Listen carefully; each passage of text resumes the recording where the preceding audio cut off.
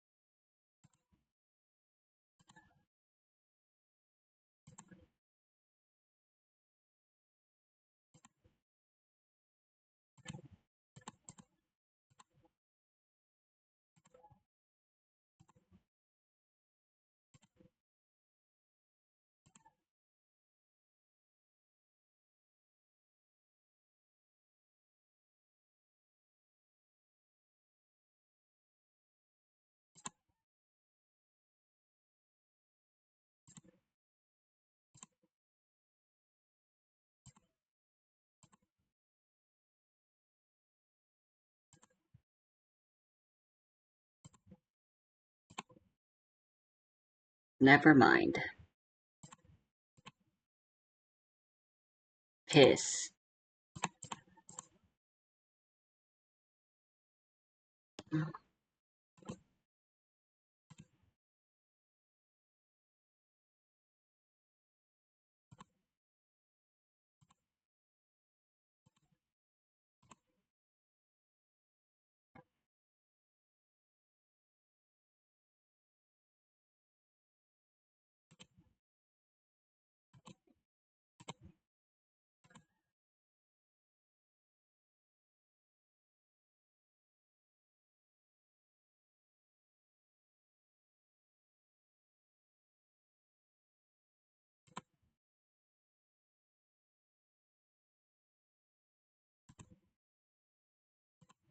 For the most part, though, I do think this is the strongest version of this deck I have made so far.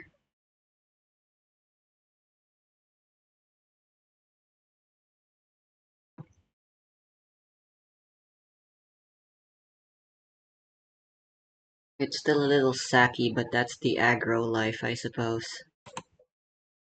Or we cross.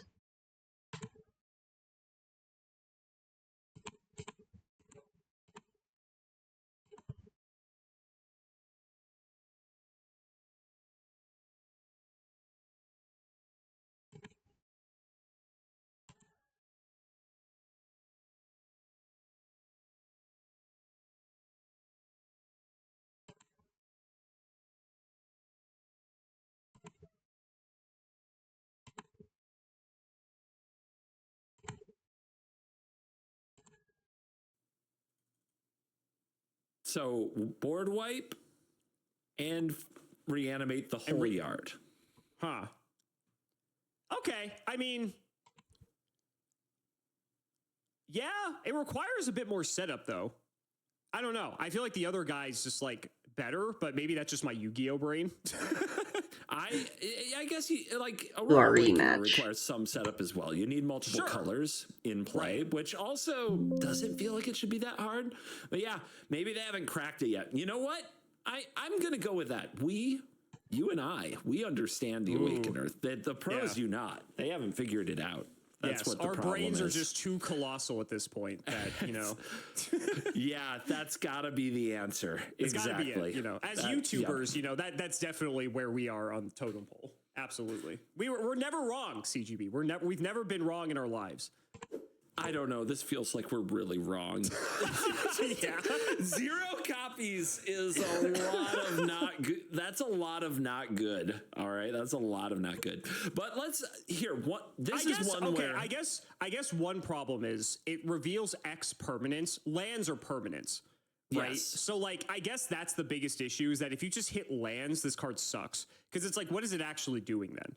But it's like I guess like from a Yu-Gi-Oh brain, we don't have lands, so I'm thinking, oh, everything you hit is insane. And that could be the case with Magic too, but like you have to avoid the lands, which I think is probably the biggest issue. If it said reveal X non-land permanent cards, then we might be cooking. So maybe I just overlooked that. Here's a thought. Okay. What if our deck only has 7 lands? Oh, now, well, I mean, we only need that and Badger Mole Cub, right? I'm just saying. What if we only 7 land deck? 7 land deck? Nothing you but always bangers. hit. You always hit. It's brilliant. Okay, this next card. One of us has to be right, one of us has to be wrong. Ooh, do we split the difference on this one? Okay. We did. Bloom Tender. I may or may not know what this card is too. This is 1 and a green for a 1/1 elf druid with Vivid. You tap it for each color among permanents you control to add 1 mana of that color. Dude, you're threatening my content with all this commander you've been playing. I know, right? That's the problem. It's like the more I play, the better I get at playing the game. We're gonna have to change this from Yu-Gi-Oh player like rates cards to commander player rates. Commander, oh, there we go. Cards. Commander player, yeah. So, what did I rate this? Did I give this a 4?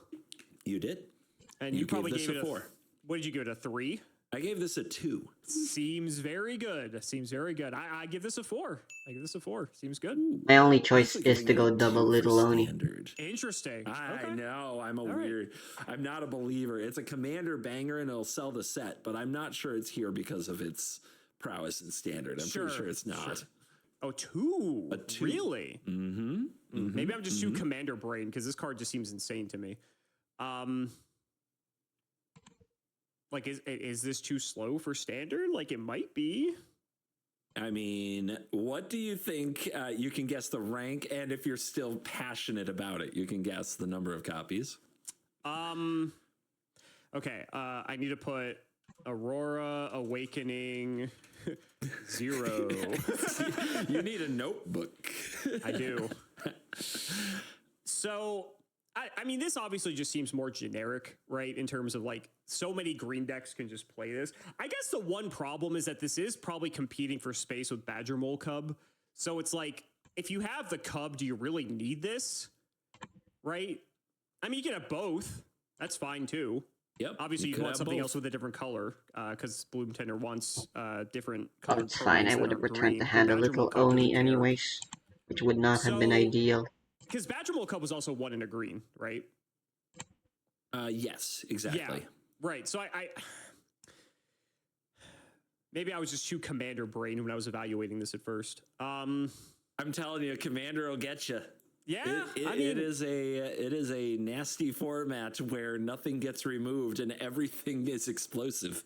Yeah, it's not that this card's bad. It just feels like Cub is just better most of the time.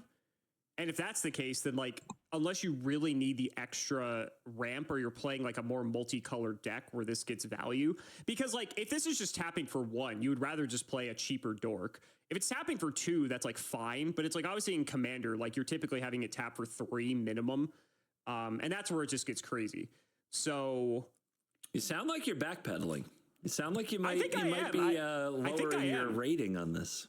Yeah, I want to say this card saw play, but I don't think it saw like a ton. I think if there's like a big mana deck where you're trying to just I don't know, cast some really big stuff and you just need the mana, like you need Cub and this, then maybe it saw play. But I feel like in most instances you rather just play Cub.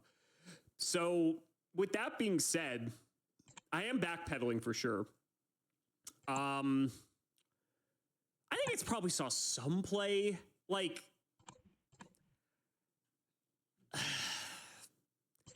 I'll say 40 copies. 40 copies of Bloom Tender. I'll say 40 copies, yeah. All right. The answer for Bloom Tender, one of us is right, one of us is wrong. 0. Wow, okay. 0 Bloom Tenders. I wanted to give it some credit. Tour. I wanted to give it some credit, but... It is kind of tragic. This is a mythic and an iconic Magic card. And let me show you the card that saw all the play that I think Bloom Tender would have received. Because it breaks all our hearts, really. There's nobody happy about this. Is it something instead of the Cub? Ooh, what the hell is this? Spider... Oh my god, is this a Spider-Man card? It has to be. Spider Manifestation. 1 in a hybrid red or green for a 2/2 with reach, and it taps to add red or green. And whenever you cast a spell with mana value 4 or greater, untap this. Always. Oh, interesting. Okay. Yeah, when you combine Spider Manifestation with Cub, it taps for 2 mana. When you use it to cast a Nature's Rhythm for 4 or more, it untaps and you get to use it for more mana. And then you get to flash back the Rhythm or cast another thing and untap it again. And then when you play your Ouroboros or your Craterhoof Behemoth and put a bunch of counters on it and make it like a 12/12, it untaps so it can also attack and end the game. Yeah, so that's a bit better. That's a bit better. Just more. Yeah. Yeah. And it's an uncommon from Spider-Man, Simo. I think that's like the part that kills you the most, if that's a Spider-Man card. It's an uncommon from Spider-Man is displacing an iconic Lorwyn reprint that's over 16 years old. A beloved Magic card with a beautiful art reprint is getting no play because of a Spider Manifestation. You trying to make a statement here? That's what it feels like. I don't want to mess up my sponsorships. Let's move on. Let's get the hell out of here. But take it like, man, I hate being right about the Bloom Tender. I really do. It kind of stings. It kind of stings. It does. Yeah. All right. You remember this art? Oh, I remember this card. You and I fought on this card, I think. We did. We did. Bloodline Bidding. This is 6 and 2 black for a sorcery that has Convoke and choose a creature type. Return all creature cards of the chosen type from your graveyard to the battlefield. I think if I recall, you rated this high and I rated it low. That's right. I gave this 4 stars. You gave this 2. It's a cool card, but I think it's probably like a 2 in my eyes. Okay. Fuck it. Give me a 4. Give me a 4 on Bloodline Bidding. Let's make this a deck, guys. Let's do our work, internet. Let's do this. Right. Meaning you think it would be in a niche deck, and I think it's a staple, a format staple. So, well, how do you think it did at the Pro Tour, Lorwyn Eclipsed? I think, again, I still kind of, just given the way the card works, I'm going to dig my heels in on this one. But it's probably not the case, and you are showing me this again because you're right and you want to have that on camera. You think I'm that petty? You think I'm that absolutely, petty? Absolutely. Like I can't show an L? You think I'm a YouTuber who deletes their L's? You think I'm the person? I have enough. You think I turn the comments off on my videos when I say something dumb? Is that what you think of me? I've played enough Commander with you to know how petty you are. Anyway. Okay, so a few copies. I'm gonna remember that, but go on. I know you are. This is gonna be great because the more Commander we play, it's like there's gonna be this long withstanding like feud that people are gonna realize. Anyway, 50 copies. Final answer. 50 copies. On something 50. You gave a 2. Wow. Wow. Wow. Man, am I delighted to just tell you that Bloodline Bidding has no play whatsoever. Woo-hoo! I will happily be wrong in this, but I was right overall. 0. Dead 0. Another $1 card out of Lorwyn right there. Oh, no Bloodline Bidding decks to be seen. The Bringer I don't think deck, it matters. I think also displaced this very easily. Yeah. Oopsie. We call that a big Bringer, oopsie. like, I don't think, like I said, I don't think you showed me Bringer, or if you have, I just don't remember, but I feel like I'd remember art like this. I feel like Bringer's just better than this, right? Oh, yeah. I wish I had shown you Bringer. That seems like, I don't know how I missed that one, but I don't know if we were doing these videos when, here's the thing, 3-year standard, it's like 100 years ago that Roaming Throne and Bringer came out. It really is. Like, when was that? Lost Caverns of Ixalan. Is that 2023? Fall of like 2020. Did I know you? I don't think we knew each other in 2023. So like that's probably why you never showed me this. Unless like obviously sometimes you pick other stuff, but what the hell are we doing here? I don't know. Anyway, another card. Yeah, we were a little split on this one. Let's see what you remember. Dawn Hand Dissident. I think I remember this. Is this the thing? Yeah, this is the Blight card. So I think it's a role player. I think it's a solid 3 for my little Dawn Hand friend. That's what it is for me. I was going to give it a 2 initially. You talked me into a 3, but right. I'll stay with 2 out of principle because that's what my guess was before you convinced me. So this is a black 1/2 elf warlock. Sorry, 4/1 black, excuse me. You can either tap it to blight 1 and surveil 1, or you can tap it to blight 2 and exile target card from a graveyard. And also, during your turn, you may cast creature spells from among cards you own exiled with this creature by removing 3 counters from among creatures you control in addition to paying their other costs. This one was, I remember this card was interesting. And I think later you show me like the card that like has a bunch of counters that it's like, I think it was like a 1-mana card that's like a 7/7 that has like 6 -1/-1 counters or something like that. It's just like the counter. I don't know what you're talking about. What? That doesn't sound like a card we'll get to later at all. Yeah, never. Okay. So like was this actually a deck? I guess is the question. I mean, this card's pretty good. Like, if that deck is real, this card is good. So it's a matter of if the deck actually worked and or saw play. I guess you know there was a graveyard deck, and that does make the second ability way better. Right, exactly. I'll give it the benefit of the doubt. Let's go with... Really quick, you had 2 stars on this. I had 3. I was a little higher on this than you. You were. My issue was that it felt a bit too situational. But like, if the deck exists, this is going to be an auto include because it's a 1 cost and does like 5 things. So if I go 5% of 300, that's 15. And if that deck exists, you're probably playing like 3 to 4 of this card. I'll say 50 copies again. Okay. The correct answer is 3. Sick. 3. So 1 deck is what you're saying. Hold on. It's either 1 deck played 3 or 3 decks played 1. Yeah. Or I guess 2 decks could have played 2 and 1 or something like that. But I don't know. And I'm guessing, we do have a little information about where and how they played it. So there are 3 copies. They were all in a main deck. None were in sideboard. So somebody was just into this. One person was probably just into this. They were just ahead of the curve. I don't know what to say. Yeah. So as much as you might feel off on that 50, you were righter about Dawn Hand Dissident than I was. It saw significantly less play than I would have expected. So what would you have guessed? If I were in your seat right now. Yeah. Sure. With and we're gonna assume I didn't watch the Pro Tour or know anything about it. I'm in exactly your seat. I would have guessed a lot more. I would guess like 80 copies. I'd have been really much. I would have been much wronger on this one. So are you sad this deck didn't come together? A little, but when I see the way that people are choosing to interact with some of the things going on from these decks, I get it.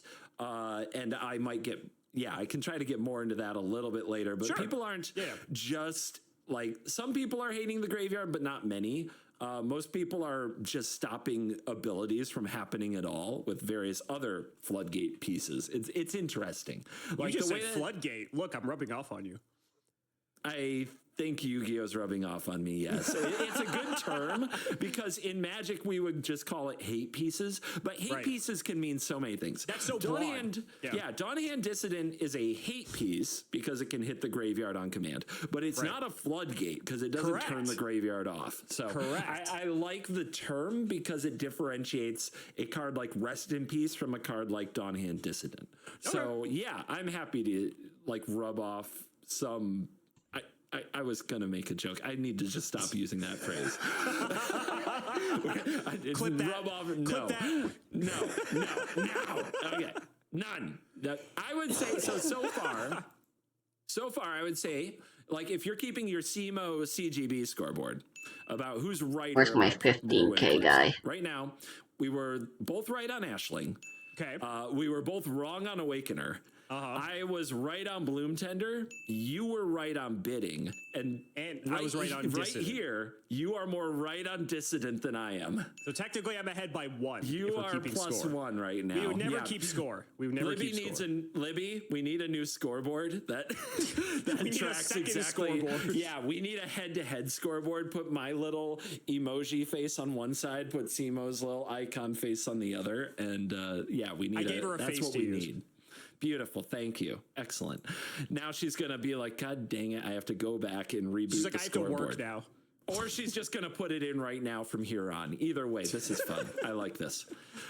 All right, next card. Ooh. This will be a fun one to talk about again. Oh, I thought this card was so sick. This is Deceit. This is 4 and 2 hybrid blue-black mana. This is what we do to each other when we play Commander. This is a 5/5 elemental incarnation. And then when this enters, if you paid double blue to cast it, you get to return up to 1 other target non-land permanent to its owner's hand. And when this enters, if you pay double black as part of the cast, then target opponent reveals their hand, you choose a non-land card from it, and they discard that card. And you can just evoke it for double hybrid blue-black mana if you so choose. This card is so sick. I really hope this card saw more than 0 copies played. Remember what you rated it? I thought this. Did I say this was a 4? I think you should. Maybe you gave it a 3. Oh, 3. I give it a 3. Yeah. Interesting. Yeah, I went back and you gave it a 3. What did you give it? I gave it 4. You gave it 4. Okay. I gave it 4. Yep. I would give this I give it like a 3. I give it a 3. I should give it a 3. Okay. I should. Okay. For content, it gets a 4 though. Come on, let's go. They're exciting. He has to be right. He has They're to be right. exciting. Why? I'm curious why I underrated it. Because like reading, roll the tape, Libby. Because reading it again, it's like it seems like I guess it's like maybe. It's like maybe if the color pair isn't good, but like even then, because it's hybrid, you can sort of splash it in certain things. Huh.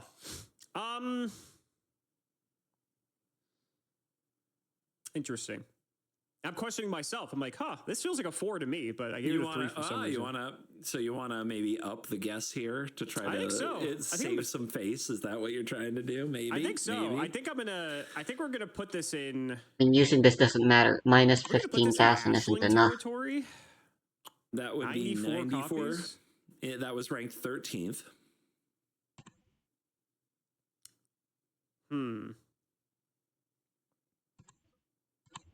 I think we'll put it in Ashling territory. I think we're going to. I'm going to go for it. I'm going to go.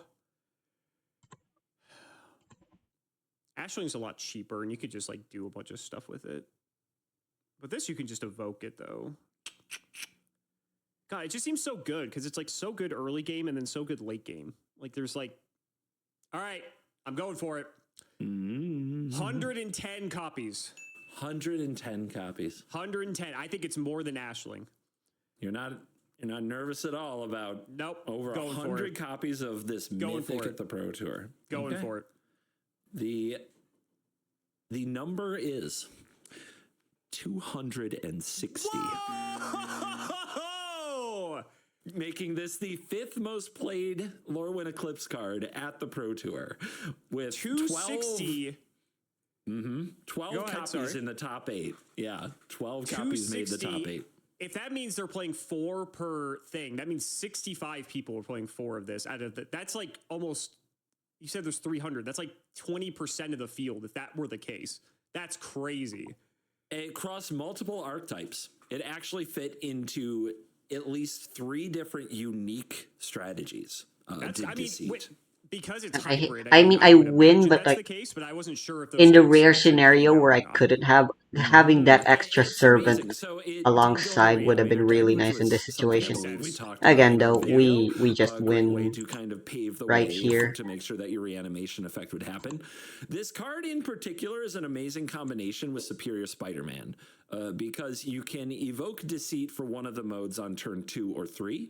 And then on turn 4, you can tap the black, and blue, which happen to be the colors of Superior Spider-Man, and copy the think Deadly Portal might not be working properly again. You get both. Oh, never mind. 525. I have 30 things. It's working just fine. Of a banger, and it didn't just fit into the Reanimator deck, which was I think what people saw coming. But it also fit into the combo deck that went on to win the Pro Tour, and it also fit into the Elemental deck that used Ashling to make the mana to cast it, with Roaming Throne to double the abilities. Typhon feels really nice. Holy shit. We're cooking. Deceit absolutely broke out. In financial news as well, going from about $20 to about $50 overnight, and is now one of the chase cards of the format. I mean, I think people were a little cautious. It did seem a little slow for standard. If people are making 1,000 mana on turn 3, making them discard a card might not be what you need to do. Well, it turned out that there were so many things you could do to abuse Deceit. It didn't really matter. Like the Superior Spider-Man line we talked about is just so good. It's so good. 4 mana, 4/4, bounce a thing and discard a thing. And because you stack the triggers in the order you want, you could bounce and make them discard the thing. So it also just kind of removes something. That's so cool. I'm still like understanding like how like triggers and stuff work because it's just so different compared to Yu-Gi-Oh! But like, man, that's so awesome. I love that. Do you know what the most awesome part about Deceit really is? That I rated it slightly higher than you. Therefore, we're back to even. We're back to even, baby. We're tied. Yep. All right. Oh, good. How fitting the deceitful card worked in your favor. Interesting. Hell yeah. Can I get like confetti? I need a sound effect, Libby. And remember, I pay you, Libby. Emo does not. So Bristlebane Battler. Remember this card? Yes, this was exactly what I was describing about 10 minutes ago. This is a 1 and a green for a 6/6 with trample and ward 2 for some reason. I fucking hate. It I also fucking has hate this creature Blue enters with Archive 5 cards, -1/-1 man. counters on it. They're all Remove another so creature fucking enters with a this valuable. creature has a -1/-1 counter. Remove a -1/-1 counter from this It's not creature. fair. You I really know you're should not have. impressed. You're not impressed. I'm not impressed. I think it's a 2. I think it has like a purpose in like a deck like that, but I think that's the only reason you would play this card is for that. So I'm gonna give it a 2. I think there will be a standard deck for this guy. I see it. Okay. I see the battler murdering some people out here with that. That ward is How gonna are be you annoying out as of fuck. Enner? I'm going to go with 10. 10 copies. Dude, you can't I'm gonna go attack. 10 because You the have other no guy had offensive 3. capabilities. So I'm gonna, man, should I even go lower then? Because like I feel like that's like the synergy right there. So you had 2 stars for this card. I had 4. Okay, big difference here. Big difference. I want to say you either showed me, I think you showed me a better card than this. I think it's in black that does something similar. Maybe not. I don't remember. But maybe I'll find out later in this episode. Yeah, I'm gonna say. Actually, I'm gonna change. I'm gonna say 5. I'll say, you know, 5 maybe stars. You gave it 5 no, stars. not 5 just stars. Now. No, Yeah, 5 stars. 5 stars. Write it down. Write it down. Copies. Okay. 5 copies. Because I'm gonna say there was 2 people who played the Dawnhand Dissident, and so then that means like split like a couple of those for the battler too, because the synergy's like obvious there. Okay. I want to say 0, but I'm gonna be a little bit generous. You should have said 0. It's 0. Okay, good. Because this card sucks. Dead 0. Yeah, this card is dead. Dead on arrival. 0. Yeah, good. 40-cent rare. Yeah, nice. And I would say Let's get Jack in the Beanstalk at all. Thought the ward and the like boggle strategy. I also clear like Libby might roll the tape. Depends how much work she wants to do right now. But I did say best of 1 card, but that's not an excuse. It's a slammer dunker for me. Wow. Okay. This is going to be a best of 1 arena deck. I'm locking it in. It's not an excuse. I should know I'm rating these, and we're. I know. On one hand, it kind of felt like DNA was playing really badly there, but on the other hand, Blue Archives are fucking stupid. Or 2 points because it was a 2-point difference. I'm just saying. It probably should be. Yeah. When we're scoring these, so you had a 2 and I had a 4, and you had a 4 and I had a 2 earlier. So those even each other out. Okay. This is the first time you've been +2 on 1 since then, which means I was up. No, we were tied. This is Libby's problem to figure out the math. We were tied. I'm pretty sure you're up 2 now because there's a 2-point difference here, and it's clearly a flop. 0 copies played. I love how Libby's going to have to figure out the rules of our game as we change them in real time. It's great. Libby's good at her job. Libby's got this. Libby's a paid professional at the editing game, right, Libby? Right? If Dawnhand Dissident had 0 copies played, I would have also said this had 0. That's the only reason I thought it had like